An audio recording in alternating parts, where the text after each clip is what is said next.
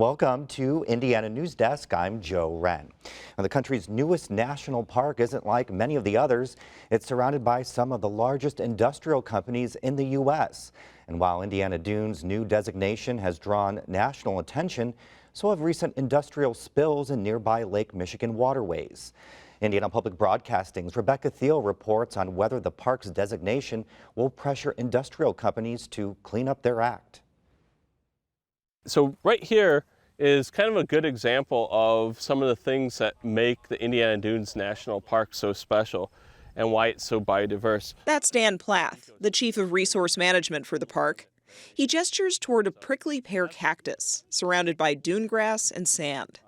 It's a plant you'd easily find in the desert. But right behind it, you'll see this plant right here, these little green leaves here. And what that is Arctic bearberry. A plant you'd typically find in colder regions, like up in Canada. That's one of the reasons I get so excited about working for the park. You see things like this that are really not found anywhere else in the world. But environmentalists say this delicate ecosystem is put under threat every day from pollution put out by industrial companies nearby. And the environment isn't the only thing at risk.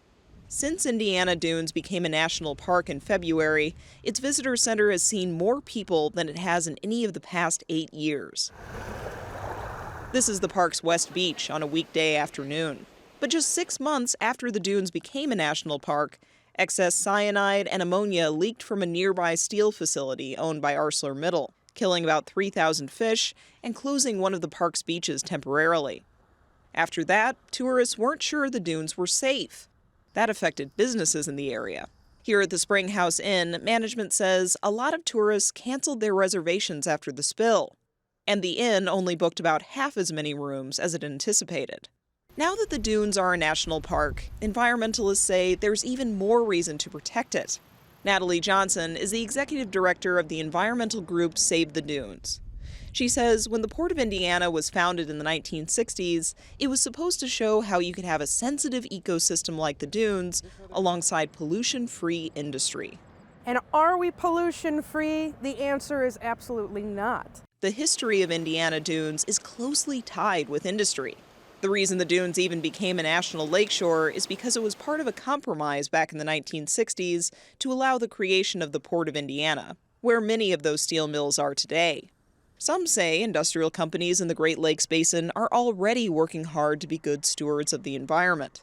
Kay Nelson is the Environmental Affairs Director for the Northwest Indiana Forum, a regional economic development organization. The discharge permits for any and all entities surrounding all 5 of the Great Lakes have much more stringent standards for their municipal and industrial discharge facilities than, say, the rest of the state of Indiana that does not discharge into Lake Michigan. But environmentalists say industry isn't doing enough. According to the Environmental Protection Agency, U.S. Steel and ArcelorMittal are among the top 5 companies for most toxic releases in Indiana since 2007. And Indiana overall has the 3rd highest toxic releases in the country per square mile. A parks advocacy group, the National Parks Conservation Association, says industrial air pollution, along with emissions from nearby Chicago, are likely having an effect on the plants and animals at the dunes. Colin Deverell is NPCA's Midwest Program Manager. Visitors to national parks expect a certain experience. You expect clean air, you expect clean water, you expect natural vistas. And Deverell says there should be consequences for companies that pollute the park. Back when Indiana Dunes was just known as a national lakeshore, U.S. Steel spilled about 300 pounds of the cancer-causing chemical hexavalent chromium into the Burns waterway, which feeds into Lake Michigan.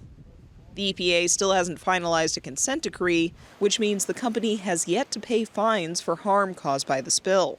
But what's really needed is that added layer of vigilance from people who come to national parks to say, we expect that clean air, we expect that clean water. So businesses, state and federal regulators, do your jobs and protect this place. 2 environmental groups say they'll sue ArcelorMittal if state and federal regulators don't hold the company accountable for its environmental violations. We could not get an interview with the Northwest Indiana industrial companies U.S. Steel, BP, or ArcelorMittal. Some of the companies pointed to funding they've given to area conservation programs. For Indiana Newsdesk, I'm Rebecca Thiel.